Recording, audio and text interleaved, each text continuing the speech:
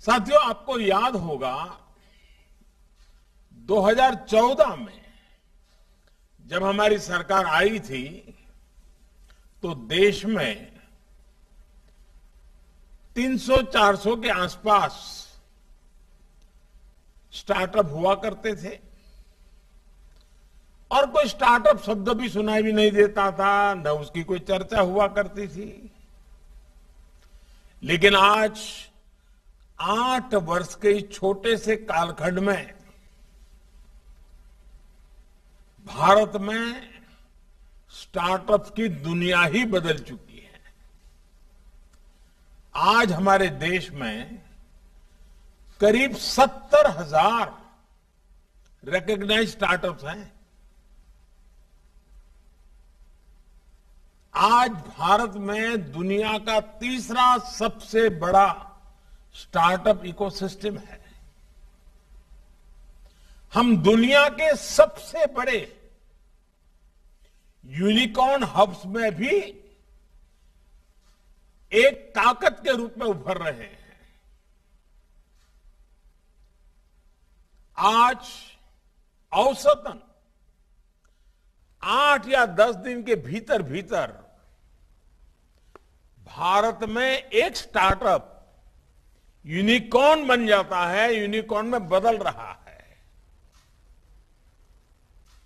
अब आप कल्पना कर सकते हैं कि शून्य से शुरू करके किसी एक स्टार्टअप का यूनिकॉर्न बनने का मतलब होता है कि इतने कम समय में करीब करीब 7,000 करोड़ रुपए की पूंजी तक पहुंचना, तब एक यूनिकॉर्न बनता है। और आज 8-10 दिन में एक नया यूनिकॉर्न इस देश में हमारे नौजवान बना रहे हैं। साथियों, ये भारत के युवाओं का सामर्थ्य है, सफलता की नई ऊंचाई प्राप्त करने की इच्छा शक्ति का उदाहरण है। और मैं अर्थ जगत के नीतियों का अध्ययन करने वाले जानकारों को एक बात नोट करने को कहूंगा। भारत में जितना बड़ा हमारे स्टार्टअप का एक वॉल्यूम है, उतनी ही उसकी डायवर्सिटी भी है।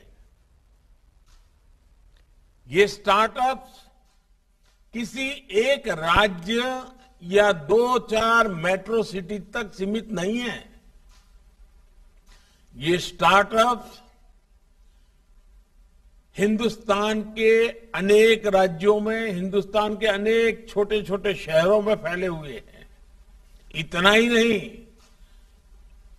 एक मोटा मोटा अगर मैं हिसाब लगाऊं तो 50 से भी ज्यादा अलग अलग प्रकार की इंडस्ट्रीज से स्टार्टअप जुड़े हुए हैं। ये देश के प्रत्येक राज्य और 650 से ज्यादा जिलों में फैले हुए हैं। करीब 50% स्टार्टअप तो ऐसे हैं जो टियर 2 और टियर 3 सिटी में आते हैं। अक्सर कुछ लोगों को भ्रम हो जाता है कि स्टार्टअप यानी कंप्यूटर से जुड़ा हुआ ये नौजवानों का कोई खेल चल रहा है, कुछ कारोबार चल रहा है। ये भ्रम है। हकीकत यह है कि स्टार्टअप का दायरा और विस्तार बहुत बड़ा है। स्टार्टअप्स हमें कठिन चुनौती का सरल समाधान देते हैं। और हम देख रहे हैं कि कल के स्टार्टअप्स आज के मल्टीनेशनल्स बन रहे हैं। मुझे खुशी है कि आज एग्रीकल्चर के क्षेत्र में, रिटेल बिजनेस के क्षेत्र में, हेल्थ सेक्टर में नए नए स्टार्टअप्स उभर करके आ रहे हैं।